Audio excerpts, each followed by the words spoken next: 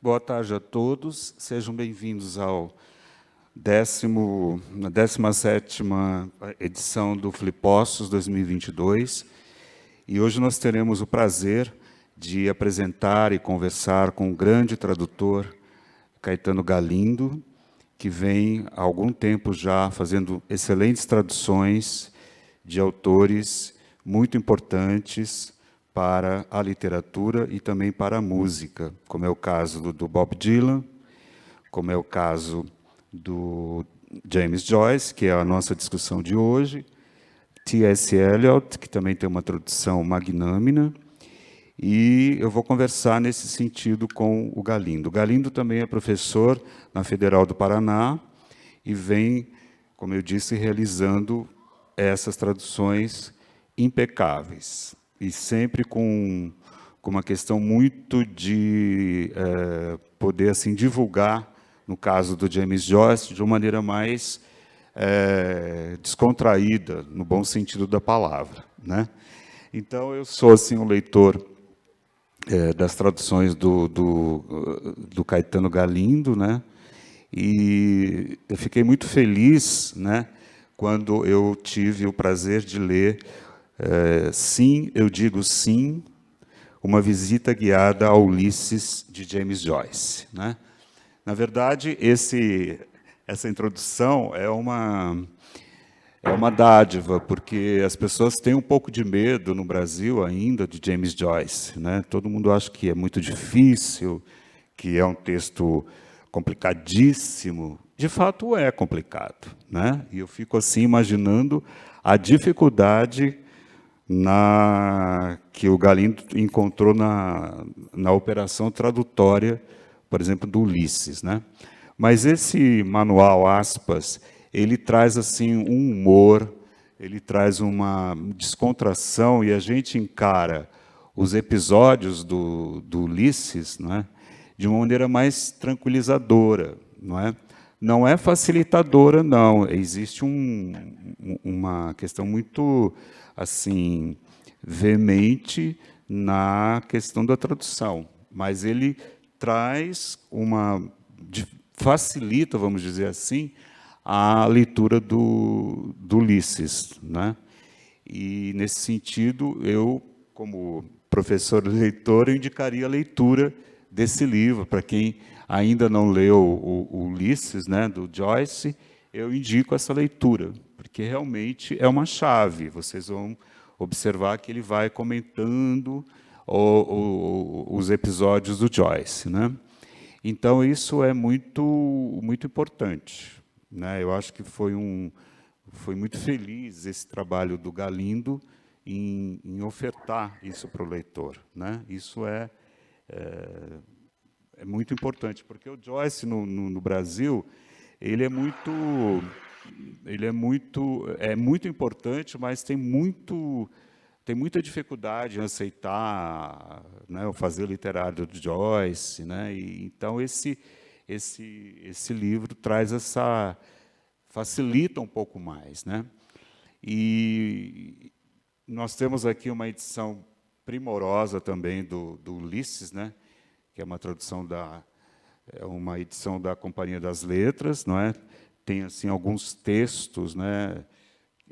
No final, alguns críticos, alguns estudiosos, e nós temos assim vamos dizer assim, uma fortuna crítica muito interessante também com relação ao Ulisses, né? A feitura do Ulisses, as artimanhas literárias do Ulisses, todo o percurso, né? Então, isso é muito importante também. E sempre numa linguagem não tão erudita, né? Mas facilita um pouco também, né? Porque nós temos outras edições, né? Nós temos a primeira edição do Ulisses, do Antônio Wise, né? E eu confesso que eu tenho uma dificuldade em ler, porque tem muitos termos ali de um vocabulário mais, vamos dizer assim, mais acadêmico, né? E eu, quando li Ulisses traduzido pelo Galindo, eu senti assim o humor, eu senti o Joyce ali, sabe? Galindo, eu sentia aquele frescor, quando começa já tem aquela camaradagem entre os dois ali, sabe? Por meio da tua percepção mesmo daquele universo inicial ali, né? E, nesse sentido, eu confesso que eu fiquei imaginando a sua dificuldade em traduzir os diversos episódios, né? Porque não é só traduzir do inglês, não é? Você traduz, vamos dizer assim, discursos, né? Diferenciados, não é nada uniforme. Cada episódio tem um discurso, né? Tem uma fala, tem um... Então, eu fico imaginando a dificuldade que você teve, né, de traduzir isso, né, e respeitando as nuances de cada episódio, de cada cena, não é? Porque é muito simples você traduzir e sempre de uma maneira uniforme, quando o discurso é uniforme. No caso do Ulisses, não, né? Então, isso eu fiquei imaginando a tua dificuldade. E, mesmo assim, eu acho que sempre, eu diria que manteve o humor, sabe? Sempre o humor ali esteve presente. Por mais que, né, aquela cena na biblioteca, a discussão de Shakespeare, aquela coisa toda, mas você mantém o humor ali, não fica uma coisa pesada, né? Então, eu acho que isso é muito interessante na tua tradução, né? Então, de um modo geral, Caetano, é o que eu tinha a dizer inicialmente, né? Eu acho que essa edição realmente é primorosa, né? Uma edição muito bem feita, ela é singular mesmo, né? E a gente percebe, por meio dessa tradução, dessa edição, o cuidado, né? O carinho, né? E a devoção, eu diria, desculpe aí, Caetano, mas a devoção que você tem pelo Joyce, né? Esse requinte todo, não é? Ele também traduziu Phineas Hotel, que é um livro perdido do James Joyce, né? Então, realmente, eu fico muito feliz que a gente tenha um jovem, né? Que o Galindo é um jovem que traduz Ulisses e James Joyce de uma maneira muito assim próxima, né? Eu diria. Eu conheço essas traduções, eu conheço fragmentos do Finnegan, do Augusto, né? Do Augusto de Campos, do Haroldo. Eu frequento a casa do Augusto, eu sou amigo do Augusto e acho que é o Galindo traduzindo, sabe? É o Caetano Galindo traduzindo. Então, ele tem a importância dele reside no modo como ele traduz. Isso é muito interessante também. Então, ele não fica à mercê de traduções anteriores, né? Ele tem o seu projeto, seu fazer tradutório muito acentuado, né? Então, isso vai aparecer também em Bob Dylan, né? Ele publicou as canções do Bob Dylan, né, em 2 volumes também. Eu tenho esses 2 volumes. Quer dizer, ele dá uma certa vertente mais, eu diria, próxima do leitor. Mas, dentro dessa fortuna crítica que comparece nesse livro, né, nessa última edição do Ulisses, nós temos um artigo, um ensaio que trata do Ulisses Joyce no Brasil, né? E nós temos a história do Mário de Andrade, né? Então, há um percurso todo que o Mário de Andrade, né, Finnegan, não, perdão, do Ulisses e tal. Então, vem todo vamos dizer assim, um percurso da recepção do Brasil com relação ao James Joyce, ou com relação a Ulisses, né, o romance. Então, isso é interessante. Aí nós chegamos num ponto, nesse ensaio, onde nós encontramos aqui uma fala, e aí eu parto para ouvir o nosso querido Caetano Galindo, quando ele diz: Joyce me inventou como tradutor, né? Então, acho que essa frase ela pode ser o mote da nossa conversa, né? E é interessante que ele utilizou o verbo inventar, que é um verbo assim interessante também no sentido da invenção, né? De um trabalho tradutório inventivo, né?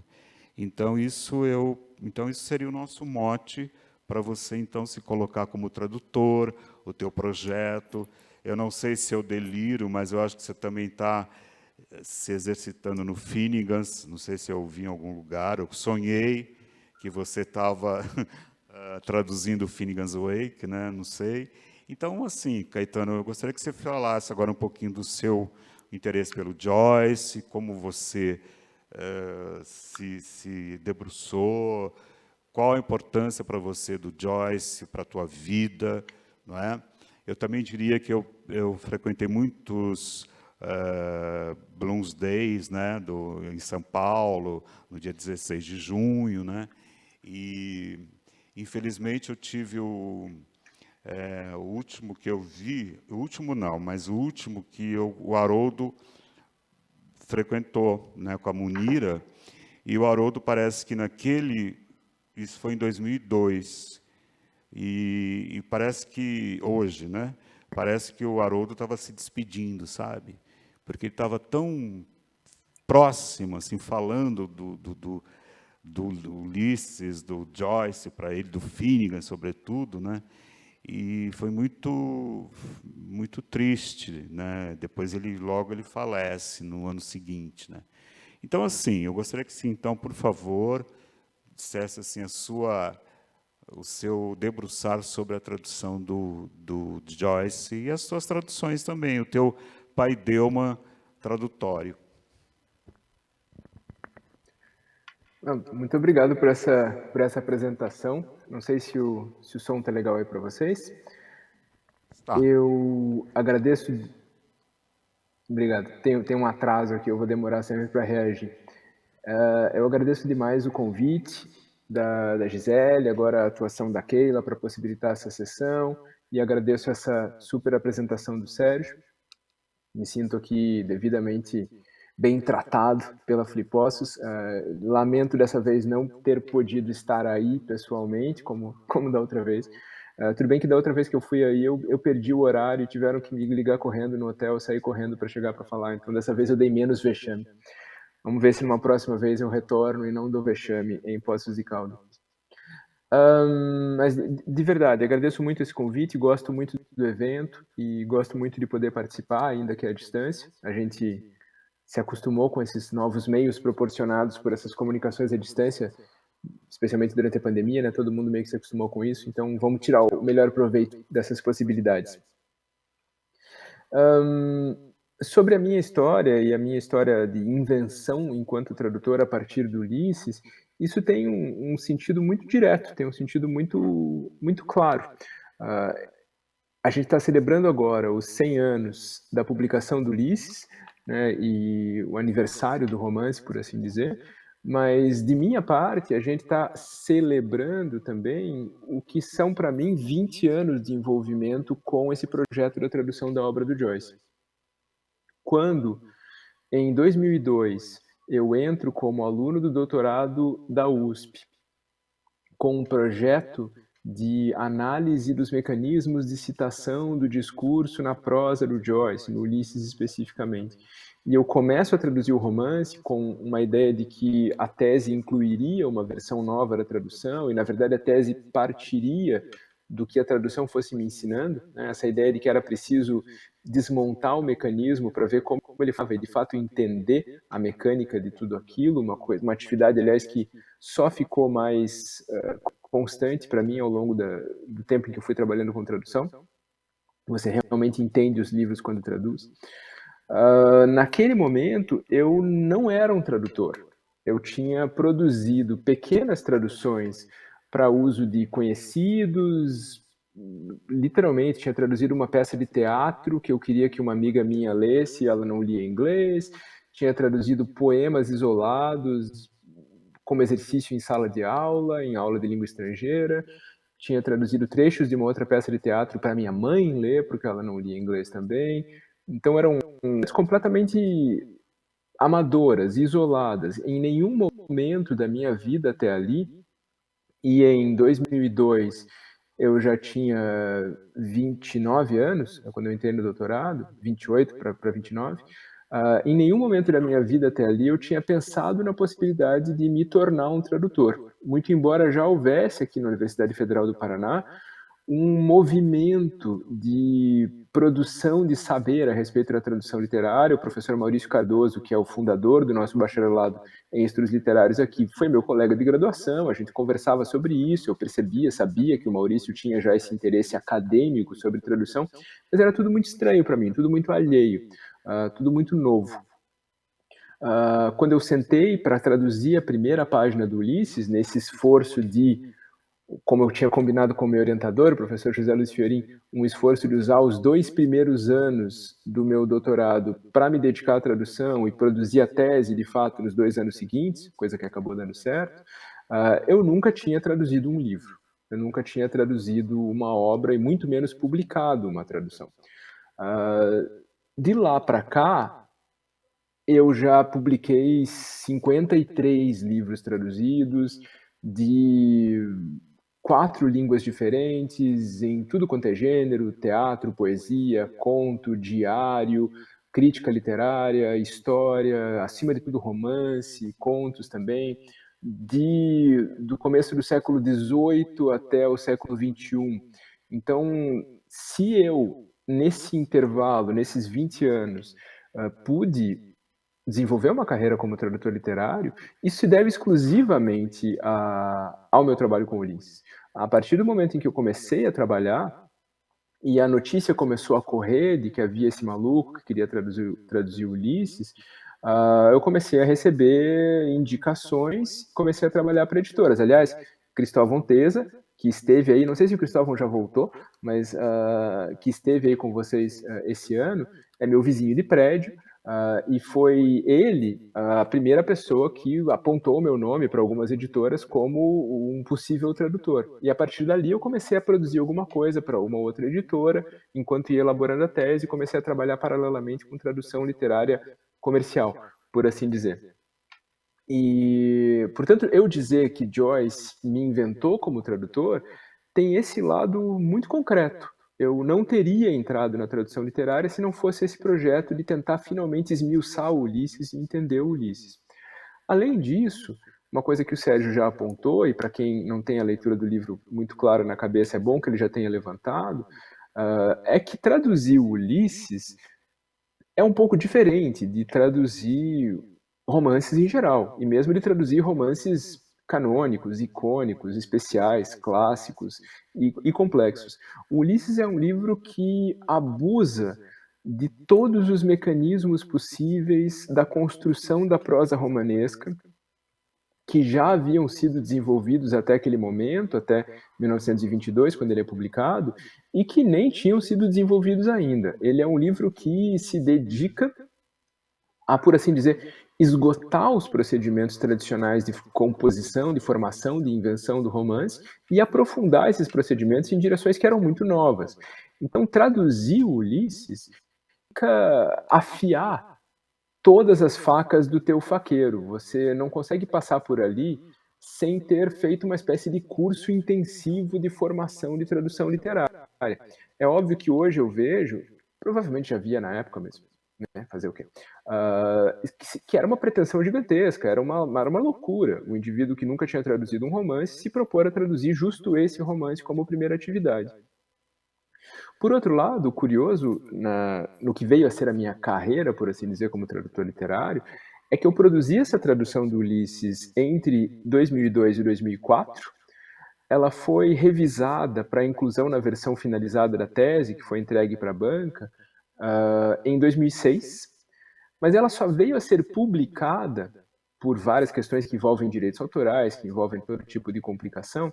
Ela só veio a ser publicada, de verdade, em 2012, que para mim é o meu outro aniversário, né? A gente está celebrando 100 anos do Ulisses, 20 anos do meu projeto Joyce e 10 anos da publicação da primeira edição do meu Ulisses, né? Pela Companhia das Letras, com o selo da Penguin. E nesse intervalo, entre 2006 e 2012, não só o Ulisses pôde passar por pelo menos 3 revisões inteiras, tanto eu sozinho quanto eu com o Paulo Henriques Brito, no Rio de Janeiro e por computador já, por sessões como essa, remotas.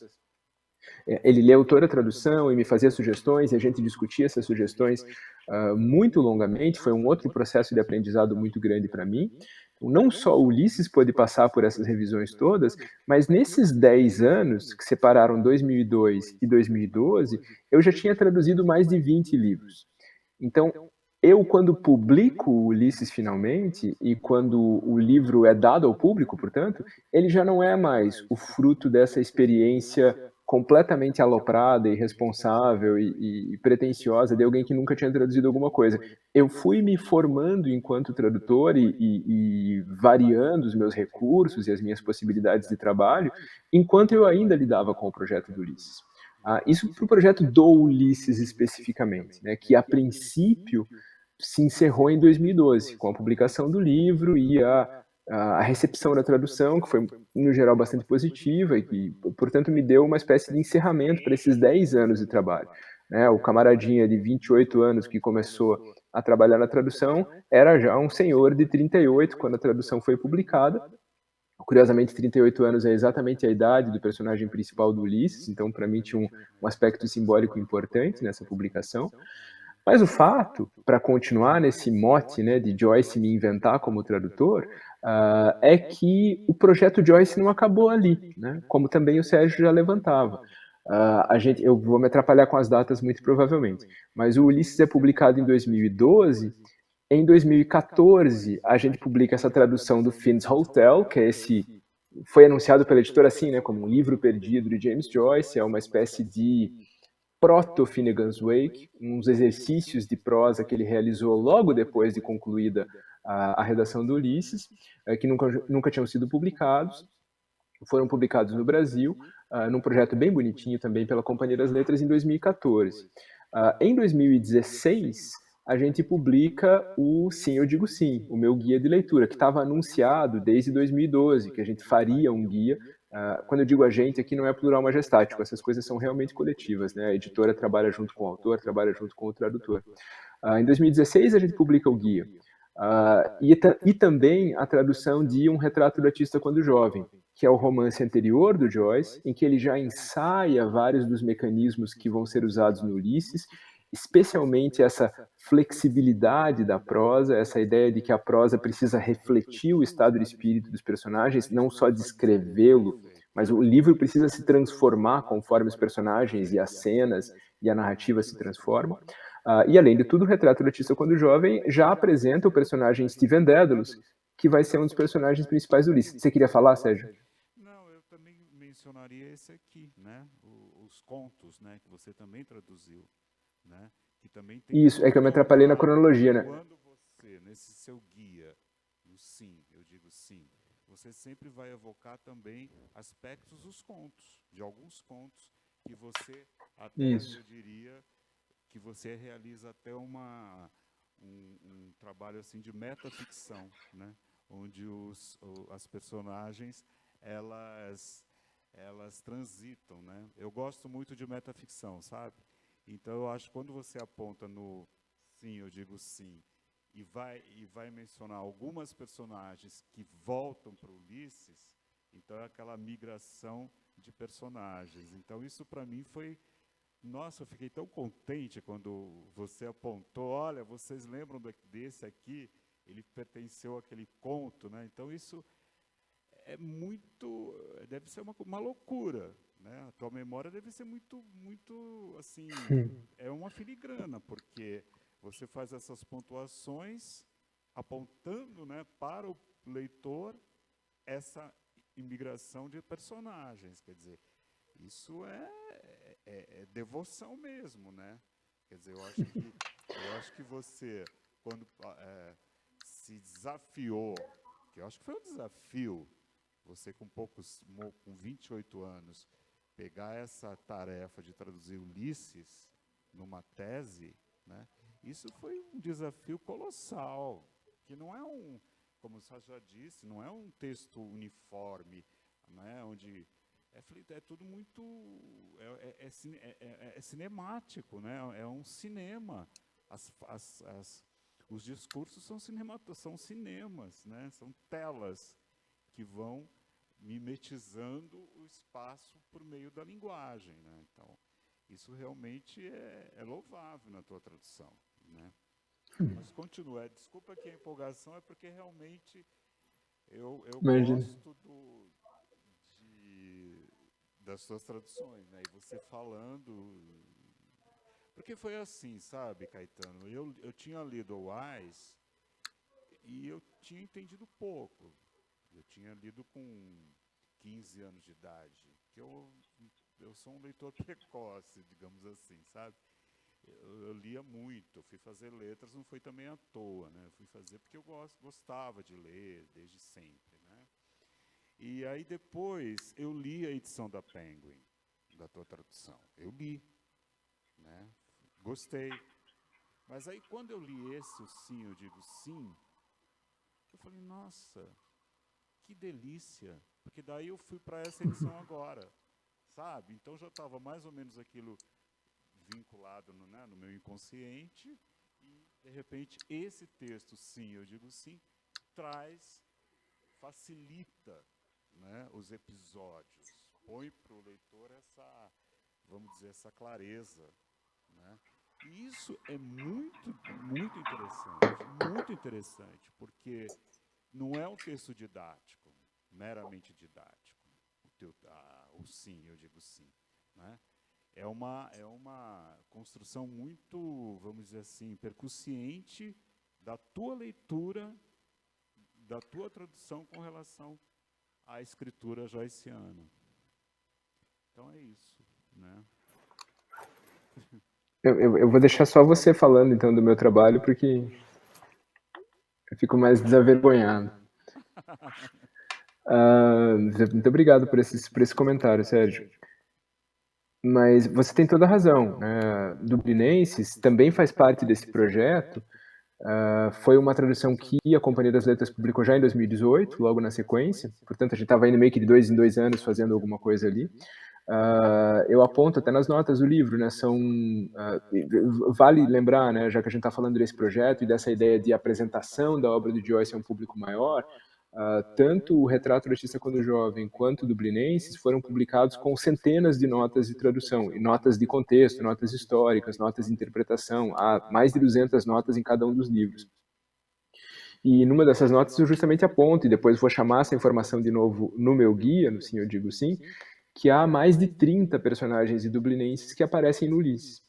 Às vezes como mobília, né, como fundo de cena, como figurantes quase, às vezes de maneira mais importante e frequentemente ampliando a leitura que a gente pode ter do Ulisses, né? Porque se no Ulisses você vê o sujeito numa situação e você tem dados limitados a respeito de quem ele é, de onde ele vem, qual é a sua história familiar, sua situação econômica, de repente, quando você lembra que tem um conto sobre ele no Dublinenses, você ganha mais informação. E às vezes isso muda completamente a tua interpretação de quem é aquela pessoa e de por que ela está agindo daquela maneira. Esse projeto, portanto, como eu ia dizendo, passou lá por 2012, 14, 16, 18, e agora culmina, de certa forma, esse projeto Ulisses com a publicação dessa edição que você mostrou, essa edição que celebra o centenário do Ulisses e os 10 anos do Ulisses na Companhia das Letras, uma edição para lá de especial, com um aparato muito bacana, com textos originais produzidos especificamente para ela, textos tanto produzidos por intelectuais brasileiros quanto por gente de fora, né? O presidente da Fundação Internacional James Joyce, o presidente da Fundação Suíça James Joyce, escreveram textos para esta edição, uma edição ilustrada, uma edição bonitona e a tradução completamente revisada. Então foram 10 anos ao longo dos quais, na medida em que esses outros livros do Joyce, o Retrato e o Dublinense, são livros anteriores ao Ulisses e são livros que alimentam o projeto do Ulisses de certa forma, a gente produziu um grande aparato de leitura de Ulisses. Porque a ideia era justamente essa, Sérgio, você tem toda a razão, né? A tradução pioneira do Antônio Wise é uma tradução que é sempre necessário lembrar, ela foi produzida nos anos 60, num momento em que as condições de trabalho de um tradutor eram muito piores, a fortuna crítica era muito menor, O aparato crítico em torno do livro era muito menor, né? Você agora diz, por exemplo, que a minha memória deve ser isso e aquilo para lembrar, mas existem pilhas e pilhas e pilhas de anotações do Ulisses, né? A gente sempre pode contar com a memória dos outros também, né? Eu estou me fiando, estou literalmente no ombro de gigantes ali quando eu estou comentando Ulisses. O Wise não podia contar com isso, ou podia contar com uma fração muito menor disso. Então, ele trabalhou em condições que eu devo chamar de heróicas. Ele produziu essa tradução em um ano, era a primeira tradução literária que ele fazia, e ele foi na cara e na coragem e teve que fazer. Né? Então, há que se colocar primeiro esse grande caveat, né, quando a gente vai falar alguma coisa da tradução do Wise. Diga lá, Sérgio. Tinha problemas familiares, com a mãe estava enferma, doente, né? Então foi uma espécie de um salvo-conduto para ele, para sair um pouquinho daquele clima da mãe muito doente. Então ele também se debruçou nessa tradução. Claro, é pioneira. E as dificuldades, não tinha computador, não tinha nada. Né? Você não imagina a dificuldade que ele encontrou. Você disse muito bem, a fortuna crítica hoje, no Brasil, é relativa, né? Ela tem um pouco mais do que tinha naquele momento. Estou certo? Não. Eu não sou tradutor. Sim, completamente. E não só a fortuna crítica. Eu pensei que você ia falar. Não só a fortuna crítica no sentido de interpretação do livro, mas o número e a quantidade, a variedade de traduções disponíveis. Você hoje pode olhar para o livro traduzido para dezenas de idiomas diferentes, e isso era muito mais restrito ainda nos anos 60. Ele não tinha muito para onde correr, para onde resolver os seus problemas. Mas dito isso, há que se reconhecer que a tradução dele tem intencionalmente, esse é o projeto dela, também é outra coisa que não se pode criticar como um defeito, é a concepção que ele resolveu usar para a tradução do livro, ele tem boas razões para isso. Ele tem um projeto que é um pouco mais duro de tradução, uma linguagem um pouco mais elevada, um nivelamento maior da diversidade discursiva e da baixaria e do colorido e do carnaval do Ulisses. Vale lembrar que isso é uma batalha perene, né? A gente mostrar para os leitores, mostrar para o público que esse livro é canônico, é incontornável, é clássico e etc., mas ele não tem nada de sisudo, de sério, de pesado. Ele é um livro muito leve, é um livro cômico, acima de tudo, é um livro carnavalizado em vários sentidos. E esse elemento ficou um pouco subrepresentado na tradução do Antônio Wise. A tradução da professora Bernardina, no começo do século agora, publicada em 2005, tentava mais contemplar esse aspecto, mas, por outro lado, ela mesma, de novo, ela anunciou que o seu projeto era um projeto de tentativa de popularização, de levar Ulisses a um público maior. E com isso ela precisou abrir mão de um certo grau de complexidade verbal, de brincadeiras verbais mais complexas. Então, quando eu começo a fazer a minha tradução, e quando no meio da redação da minha tradução eu fico sabendo que existe o projeto da tradução da professora Bernardina, e daí em 2005 vou conhecer esse projeto, ficava um claro muito nítido no mercado. Na recepção de Joyce no Brasil. Você tinha a versão mais engravatada do Antônio Wise, você tinha a versão mais popularizada da professora Bernardina, mas tinha um lugar no meio do caminho, me parecia, que era esse lugar de tentar manter esse espírito leve, por vezes até leviano, divertido, carnavalesco do Ulisses, sem perder de vista a complexidade verbal, a complexidade estrutural, os trocadilhos, as piadas, os recursos inventivos todos.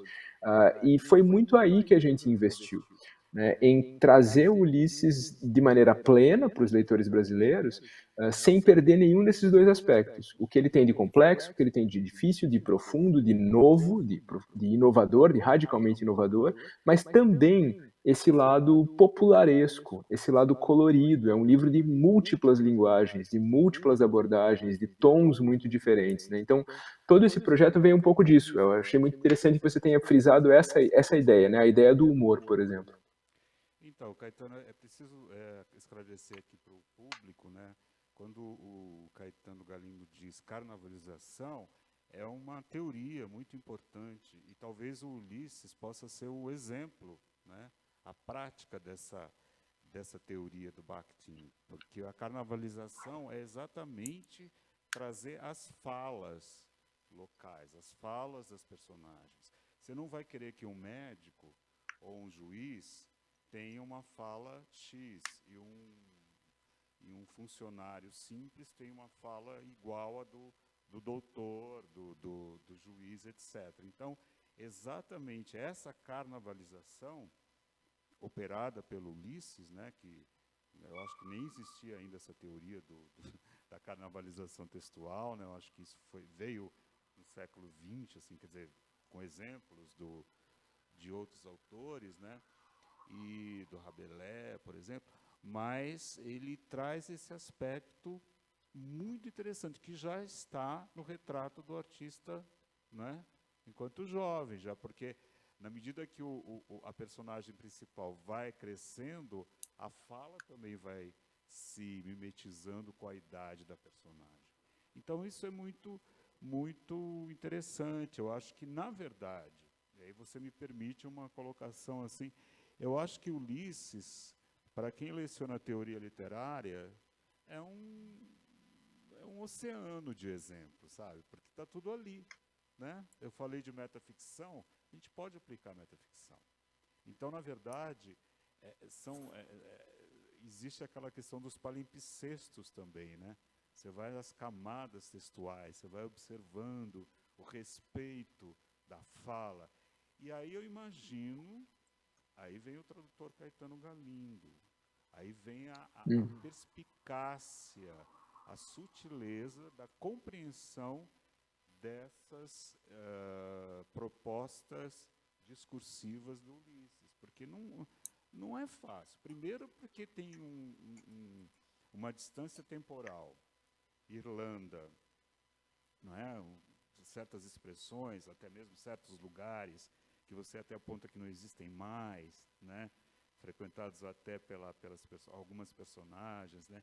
Então, isso realmente é o que tem de mais, eu diria, eu como leitor, de mais importante nesse livro e a dificuldade que representa para o tradutor, né? E, então, eu acho que eu intuo que você, por exemplo, traduzindo esses livros, né, o romance, os contos, o Ulisses, o retrato, etc., sobretudo Ulisses, você fica com uma maior facilidade, aspas, 1000 aspas aí, para traduzir Finnegans, porque te dá um suporte dessa questão, né? Sobretudo da questão onírica da linguagem, né? Porque você já está exercitado nessa flexibilidade tradutória, né? Nessas cenas flexíveis com a língua, com a palavra. Então, talvez essa tradução, que eu gostaria que você falasse um pouquinho, né? Vamos aproveitar a sua fala, e essa questão também de traduzir o Finnegans, né? Se é o que eu estou falando faz sentido, de ter todo esse background que você tem, né, com relação a essas traduções, para chegar a desaguar no nosso querido Finnegans, né? Não, faz sentido sim, Sérgio. Então, deixa eu ver, duas coisas aqui disso que você falou. A primeira delas é essa questão da variedade do Ulisses, desses tipos de estilos, dessas vozes diferentes, desses recursos, dessas técnicas diferentes a cada episódio do livro. Isso é uma coisa que foi sempre muito presente para mim, que foi sempre algo que eu tentei manter. Eu venho de um lugar socialmente, educacionalmente muito diferente do Antônio Wise, mesmo da professora Bernardina. Eu venho de um lugar mais baixo na estrutura social e acho que tive um contato mais próximo com certos tipos de variedades linguísticas e de estilos do português, por exemplo, do que eles teriam. O contato deles eu acho que seria um pouco mais livresco com a realidade. Isso é uma coisa curiosa, né? É mais fácil você adquirir o contato livresco do que adquirir o não livresco. Ascender, por assim dizer, subir, né, nessa escala de tipos de linguagem é mais fácil do que descer. Talvez tenha sido algo que tenha um pouco me facilitado a vida. Mas sempre foi uma coisa que a gente quis manter. Tanto eu quanto o André Conte, o editor na época do projeto na Companhia das Letras, quanto o Paulo Henriques Brito, foi algo que a gente quis muito garantir, que o Ulisses tivesse essa cor, tivesse essa variedade, tivesse esse monte de vozes. né? E esse monte de estilos diferentes a cada episódio. Se essas coisas ajudam a tradução do Finnegan's Wake, bom, primeiro, sim, você ouviu bem, eu estou envolvido, de certa forma, com um projeto de tradução do Finnegan's Wake desde mais ou menos 2005, foi quando eu comecei a realizar primeiros exercícios e botei na cabeça que eu provavelmente teria que fazer esse livro em algum momento.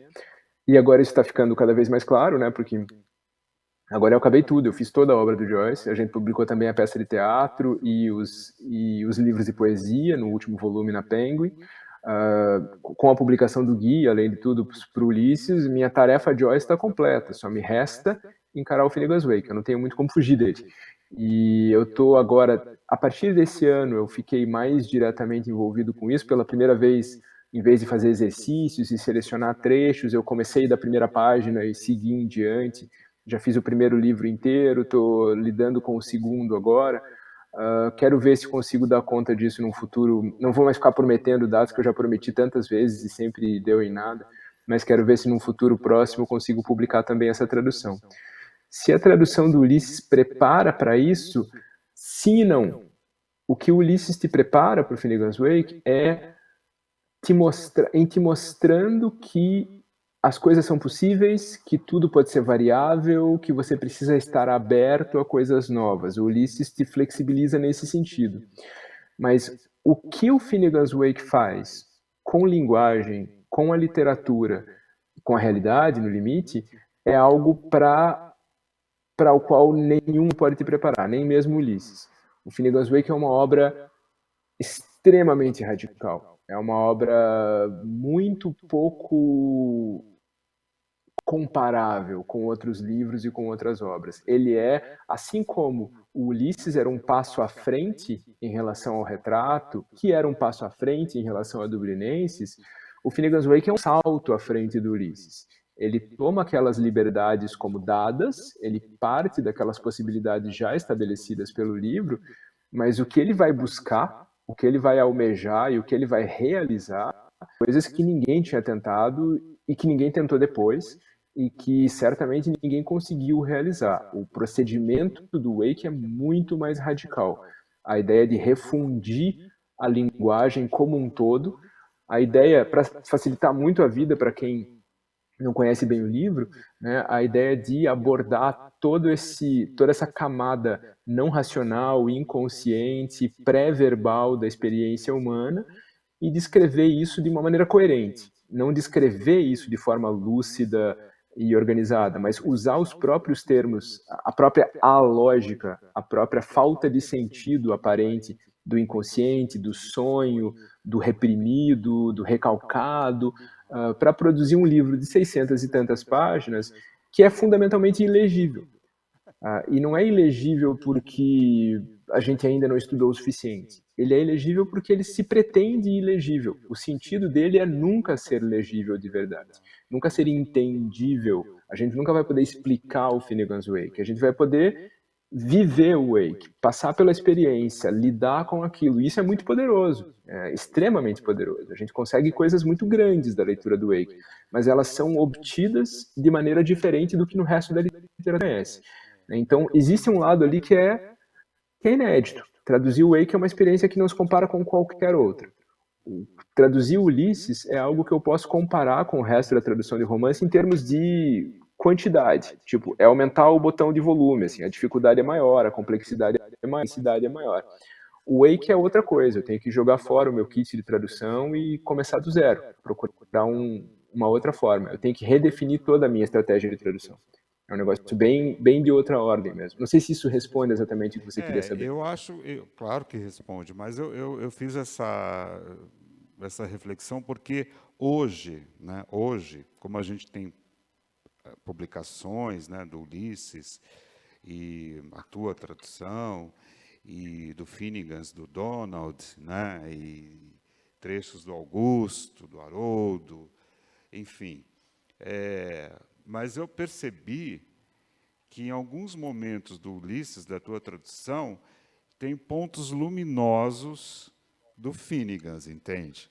Tem alguns pinguinhos assim, que parece que não sei se eu estou exagerando, mas mínimos, né, pingos assim de possibilidades premonitórias para o Finnegas, Uhum. entende? Eu acho que é claro que hoje a gente tem a tradução do Ulisses, né?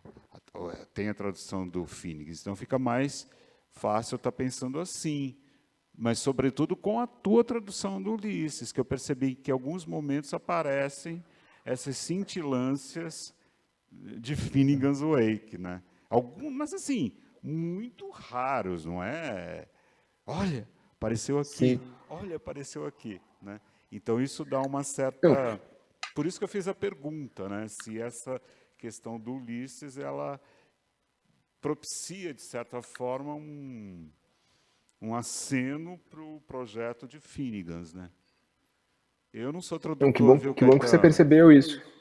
Eu não sou Oi? tradutor, viu? Eu não sou tradutor, eu sou um leitor, quer dizer, eu fiquei muito atento, eu preparei muito esse Ulisses agora para vir conversar com você. Então, eu estudei, eu fiquei estudando, eu fiquei me preparando para conversar com você, porque eu fiquei realmente apaixonado pela tradução, né?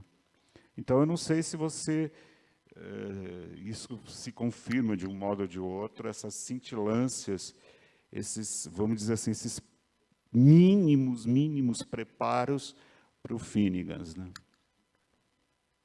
Não, primeiro, eu só te agradeço e você, que bom que você percebeu essas conexões, elas existem. E sim, você é um leitor, você diz, mas é um leitor aprofundado, né? Já está demonstrando isso muito claramente. A questão é que existem momentos no Ulisses. Vamos deixar claro, né? Um dos princípios mais importantes do Ulisses é que o livro vai acompanhando a mudança do dia, né? O ritmo do dia. O Ulisses de manhã é diferente do Ulisses de tarde, que é diferente do Ulisses da noite, né? Aquele dia 16 de junho de 1904, que é o dia da ação do livro, dá o tom para a própria invenção no livro, né? Para a própria criação do livro. E o Ulisses noturno, especialmente, em que as pessoas estão cansadas, em que muita gente está alcoolizada, em que o inconsciente começa a ter uma penetração maior na superfície do texto, já aponta com alguma frequência para mecanismos que vão aparecer no Finnegan's Wake.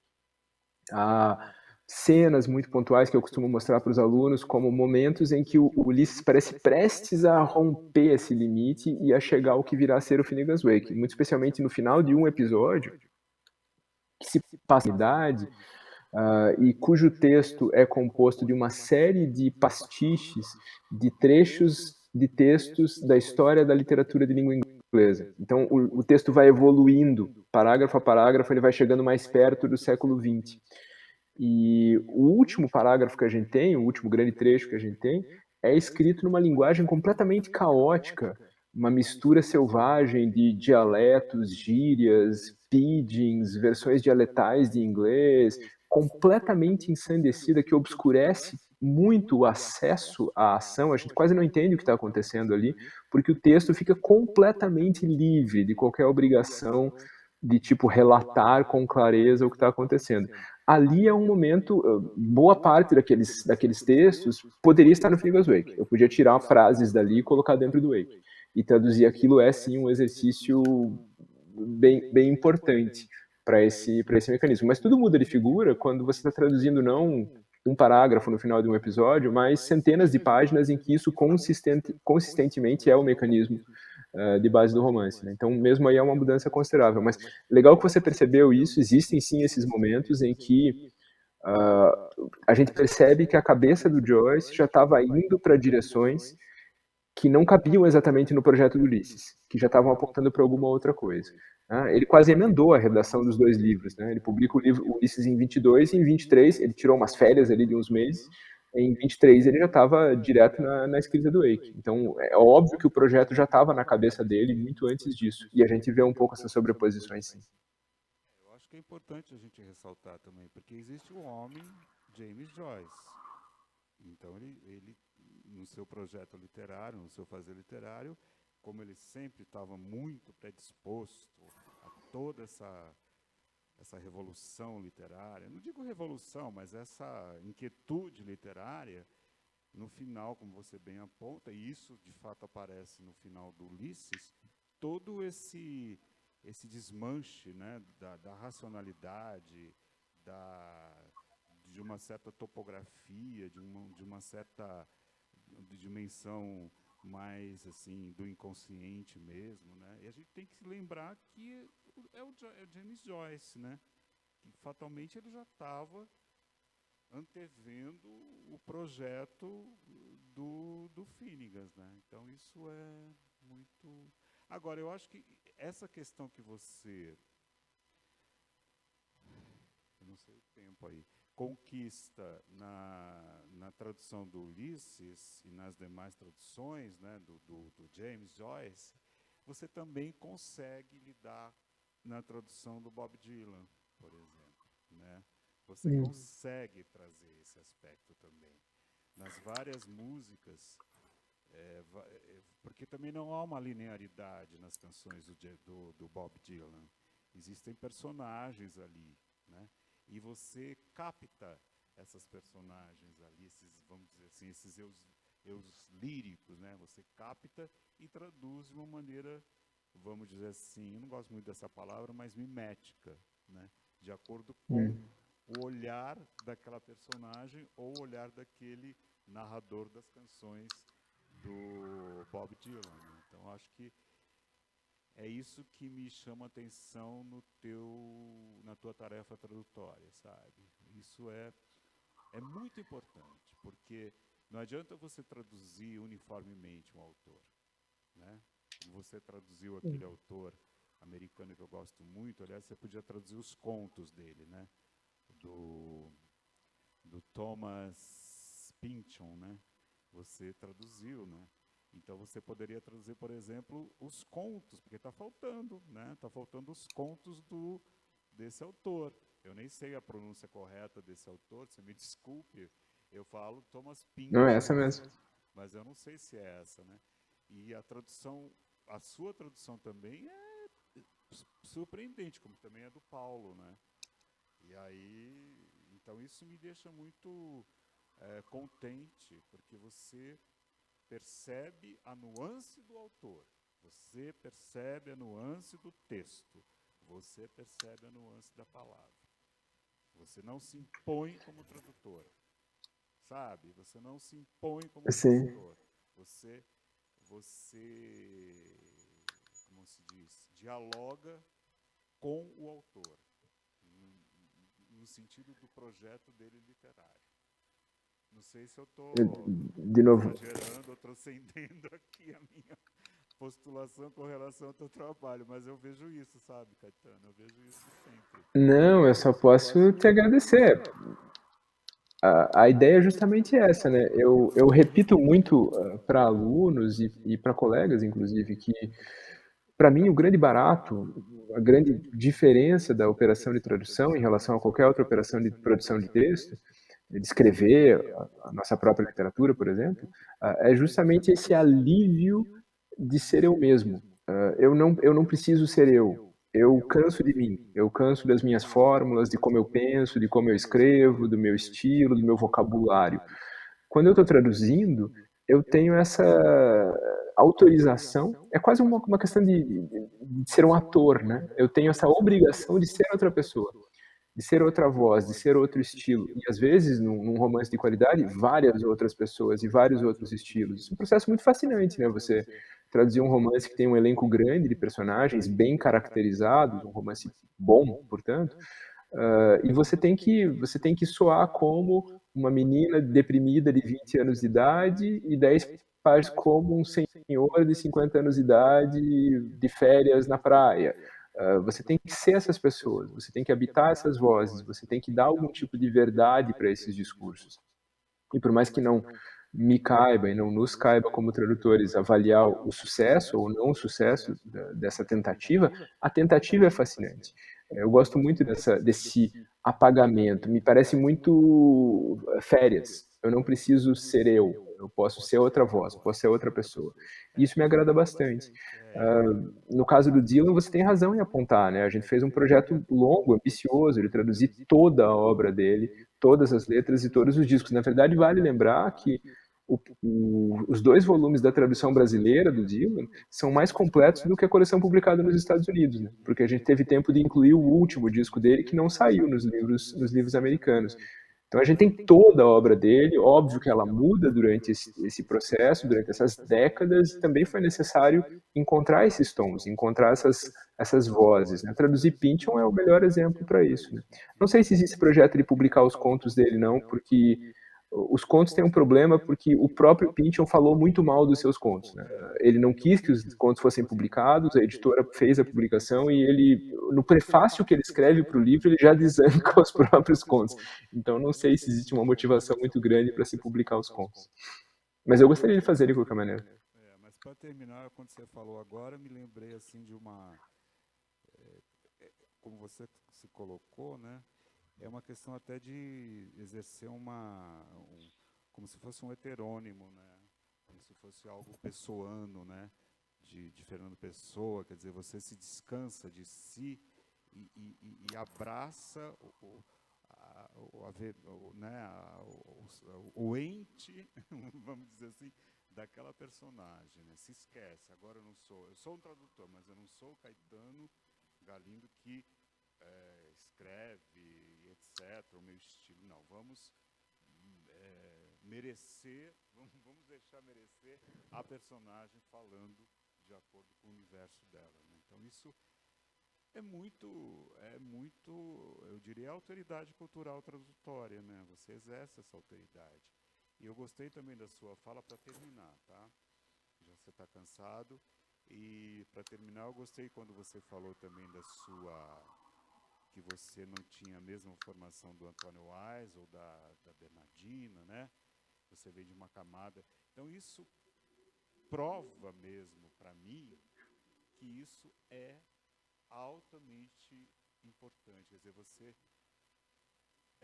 teve todo um contato, você mesmo falou de gírias, de expressões mais baixas, etc. E talvez esse teu convívio, né, você levou para a tradução do Ulisses, né? Porque ali tem momentos chulos, né, chucros, e que você, não que você seja uma pessoa, mas você tinha vamos dizer assim, você tinha essa convivência e aí você pôde também, com essa convivência, né, por exemplo, você não vai ter assim, por exemplo, se a gente pensar o Augusto e o Haroldo, né, a gente não, eles sempre tiveram uma vertente muito, são descendentes de irlandeses, Browne, né, a avó dele era, enfim, irlandesa, então eles têm todo aquele cunho, né, tal. A mãe dele era Almeida Prado, né, a dona Elvira Almeida Prado, então é outra questão. Agora você vem, como você mesmo pontou, né, então isso é hiper importante também para esse exercício de buscar entender essas camadas mais, né, mais fora do mainstream, assim, fora desse processo todo. Mas assim, Caetano, eu diria que eu estou muito honrado, muito feliz de estar com você, né? Você me desculpe aqui a minha empolgação, porque eu sou também assim Ulisses, né? Eu sou joyciano, né? Leitor, tá? Sou leitor e eu só tenho que te agradecer, né? A esse seu trabalho, essa sua dedicação plena, né, para traduzir esse autor tão complexo e tão importante para a literatura moderna e contemporânea, né? Eu diria que quem se arvora a ser escritor hoje em dia tem que passar pelo James Joyce, tem que passar por Ulisses, na tradução do Galindo, porque daí, sabe, aí você vai lidar com esses discursos, com essa carnavalização, com tudo isso, né? A própria Clarice, perto do Coração Selvagem, tem já um elemento joyciano ali, né? E muitos O próprio autores, título do livro, né? né, perto do Coração Selvagem. Então, para você ver como, né, o Joyce tem essa importância cabal para a literatura moderna e contemporânea, né? Então isso é relevante. Acho que agora é o momento da gente tentar passar aqui para as pessoas que queiram fazer alguma pergunta. É isso, produção? Eu não sei, então é só meio... Alguém gostaria de fazer alguma pergunta? Boa tarde. Meu nome é Sandra, sou de São Paulo e eu pertenço a um grupo de... Sou aposentada, né? Pedagoga, que nós temos grupos de leituras do Observatório do Livro acima de 60 anos. Não lemos Ulisses, né? Até agora. Temos lido muito Clarice Lispector, né? Porque a maioria são as mulheres que se interessam, todos os livros dela. E a gente gostaria de introduzir James Joyce na nossa bibliografia. Eu fico um pouco preocupada. Eu não gostaria, talvez, de começar com Ulisses. Eu conheço a obra de Ulisses de Homero, mas eu gostaria de saber que livro que a gente poderia começar. Porque os clubes de leitura funcionam assim. A gente não lê o livro inteiro. A princípio, a gente lê contos ou crônicas de determinado autor. Daí a gente discute, não tanto uma discussão acadêmica, porque ninguém está interessado, depois dos 70 anos, aprender academia. A gente quer lazer, o que a gente pode utilizar no nosso cotidiano. Então, eu queria uma recomendação sua, se possível, porque eu não conheço a obra toda dele, tá? Não, lógico que é possível. E Obrigada. parabéns pela iniciativa e eu agradeço o interesse. Eu acho que a melhor maneira de se iniciar na obra de Joyce, especialmente numa situação como essa que você descreve, é através do livro de contos, o livro que se chama Dublinenses, que tem contos das extensões mais variadas e com os temas mais variados. É um livro primoroso, é um livro que ele escreveu ainda muito jovem, com 20 e poucos anos ainda, mas é um livro que tem peças brilhantes, tem contos, alguns dos melhores contos da literatura inglesa do século XX estão nessa obra de juventude do Joyce. E, puxando a brasa para minha sardinha, existe essa edição da Companhia das Letras, que tem a minha tradução e que é anotada, que tem prefácio, tem vários tipos de esclarecimento para ampliar essa possibilidade de acesso. Eu acho que é uma belíssima entrada para a obra do Joyce. O livro é sensacional. Posso aqui? O meu nome é Josiane e a minha formação em arte, e toda a minha vida acadêmica é em arte, e eu queria fazer uma ponte com o seu trabalho, mesmo porque literatura é arte. Eu trabalho muito com performance e artes plásticas. Eu queria que você discorresse um pouco se você considera que o Joyce, ele, na verdade, existe uma ruptura na literatura a partir do Joyce. Na minha leitura, e eu não sou especialista em literatura e nem no Joyce, eu vejo como um Duchamp, que criou os ready-mades, que tem a fonte, e inclusive com aquela outra obra icônica dele, que é o banquinho com a roda de bicicleta. A roda. Porque, como você colocou, você faz uma tradução, e também no meu entendimento, a tradução é uma coisa muito ampla. Você não traduz literalmente palavra por palavra, porque senão isso seria um horror. A interpretação, para ela ter uma certa qualidade, ela tem que interpretar significados, né? Que me parece que é uma característica sua, né? Essa sua tendência a ter essa interpretação de significados, e aqui nós estamos falando especialmente do Joyce, que enriquece a obra literária para quem está lendo a tradução. Quando você vê uma obra, por exemplo, do Duchamp, a gente também fala, para alguns leitores não tão preparados, acostumados com uma arte mais naturalista, por isso que eu faço a ponte com Joyce, que está com uma literatura mais descritiva, vou chamar dessa forma, você quase que, quando trabalha com algumas pessoas que não conhecem artes plásticas ou só arte naturalista, a gente acaba trabalhando de uma certa forma como um tradutor, tentando fazer com que as pessoas tenham interpretações de significados. Então, eu vou ver lá a obra, que é o banquinho, para falar, olha, o O banquinho representa o banquinho do artista plástico. Desde o século XV você tem obra com o banquinho, a roda, tem vários significados simbólicos. O que eu queria saber é, você vê, porque veja bem, essas obras que eu estou citando, elas estão entre as 1910 a 1920, eu acredito que as obras é de 13 e 17 que eu estou citando, e esse trabalho do Joyce é um pouco posterior, né? Então, o que eu queria saber é, você acha que o Joyce está para a literatura, assim como o Duchamp está para as artes plásticas? E se, de alguma forma, essa questão do universo da arte influenciou Joyce, de alguma forma, as outras linguagens artísticas?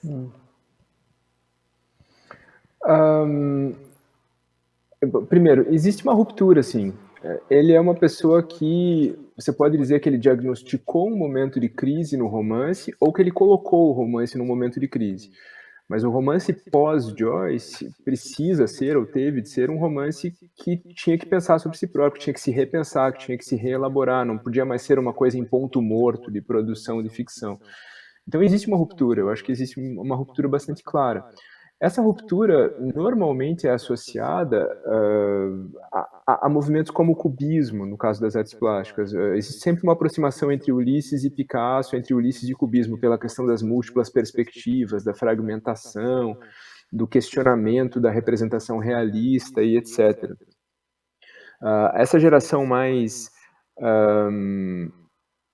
de questionamento da própria essência da arte, a geração do Duchamp, a geração do próprio Cage, na música depois, normalmente vem ligada mais ao movimento do Finnegan's Wake do que ao do Ulisses. Quanto à relação do Ulisses com as outras artes, Joyce era muito ligado à música. Ele estudou música, ele era cantor, ele tocava violão, ele tocava piano, ele quase foi cantor profissional, ele teve a vida toda uma ligação muito forte com música. E a música tem uma presença muito dominante na obra dele, inclusive músicas que não eram muito conhecidas naquele momento. Ele ouvia música do século XVI, ouvia música do século XVII, ouvia, né? Executava, tocava, conhecia, quando isso não estava em voga na Europa. Mas no mundo das artes plásticas ele não tem um trânsito muito forte, não. Inclusive porque ele tinha sérios problemas de visão, né? Ele termina a vida, para todos os efeitos, cego. Ele era uma pessoa fundamentalmente de ouvido e não ligado à visualidade. Teve amigos pintores, teve amigos escultores, conhecia esses movimentos, transitou entre essas pessoas ali na Paris dos anos 20, especialmente, mas não era uma coisa muito forte para ele. A ligação dele realmente era com a música. Olha, se vocês me permitirem, eu gostaria de ler assim as boas-vindas. Talvez responda um pouco a sua questão do clube, né? E a sua também, direto ou indiretamente. Quando o Galindo diz: este livro não é um tratado acadêmico sobre Ulisses. Ele também não é a chave de todos os enigmas, nem a fonte de todos os dados. Então, isso é importantíssimo, né? Porque sempre a pessoa o leitor comum, quer um final de uma compreensão e ponto final, né? Isso você não vai encontrar nos contos do Ulisses, né? Você não vai encontrar nos contos dos dublinenses, você não vai encontrar esse final, essa questão, né? Sempre vão estar assim no ar as ideias ali.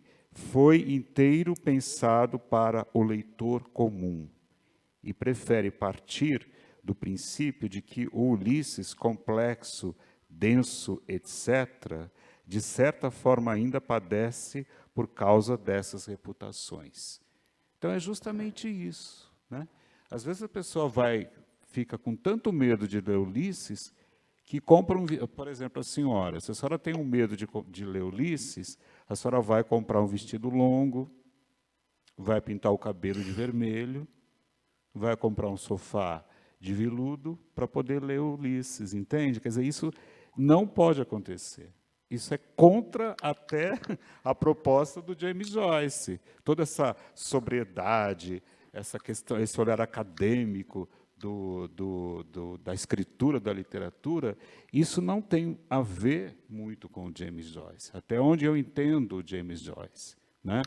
Então, essa nota introdutória aqui do Galindo é muito feliz, porque justamente vai romper também com essa suposta sobriedade, ou esta suposta chave para compreender. Não. Né? Só para terminar aqui, e diz assim, elas são todas verdadeiras, reconheçamos, mas também tenham obscurecido outros méritos e outros atrativos. A ideia básica aqui é de que todo leitor interessado em literatura de qualidade tem a capacidade e o direito de passar pela experiência profundamente transformadora que é a leitura do romance de Joyce. E não apenas os especialistas, graças a Deus, né, Galindo? Graças a Deus. E não somente os obcecados por charadas e estruturas. Isso é fundamental também, porque tem gente que fica angustiada, não entendi esse trecho, aí toma um medicamento para não ficar deprimido, sabe? Deixa acontecer, não é, Caetano? Deixa acontecer a narrativa, né? Então, assim, a senhora que se mostrou interessada em início, né, em ler Joyce, tem essa postura, se aproxima dessa postura, aliás, com a literatura de um modo geral, né? Mas, sobretudo, com Ulisses, né? Porque realmente, e com Joyce, porque não tem que ter esse temor, esse olhar, né, distante, especializado. Eu não sou especializado em Ulisses, eu não sou especializado em James Joyce. Eu fruo a leitura. E eu sempre retomo a leitura. E nessa minha retomada, eu vou reaprendendo, vou desaprendendo vícios de interpretações. E você falou muito bem a questão da interpretação também, provavelmente operada pelo Caetano Galindo. É isso. Alguém mais gostaria de fazer Exatamente. Alguém gostaria de fazer uma outra pergunta? Não? Alguma curiosidade? Bom, então eu acho que nós, assim, eu fiquei muito feliz, né, com essa tarde joyciana, né, sobretudo com o grande tradutor Caetano Galindo, né, que eu sempre tive o desejo, assim, de conversar, embora na distância, mas conversei para tecer todos esses meus pareceres assim com relação à minha leitura que eu fiz da tradução do Ulisses, operada pelo Galindo, né? Então, Galindo, muito obrigado, né? Em nome do Flipossos, né? De 2022, que tem tudo a ver com Joyce também, porque, como a gente sabe, Joyce era um escritor musical, né? Ele gostava muito de música, né? Ele era aquariano, então ele também tinha essa questão, né, de música, e vocês sabem que o nosso tema desse ano é música, literatura e música. Então, mais uma vez, Caetano, eu te agradeço, né, em nome da Gisele, do Flipossos, muito obrigado, que você compareça aqui, né, não virtualmente, mas presencialmente, e já traga a tradução do Finnegans. Tá Eu não bom? sei quando Muito vai ser. obrigado. Eu que agradeço, gente, o convite e a paciência de vocês. E a tua super leitura, Sérgio. Obrigado mesmo.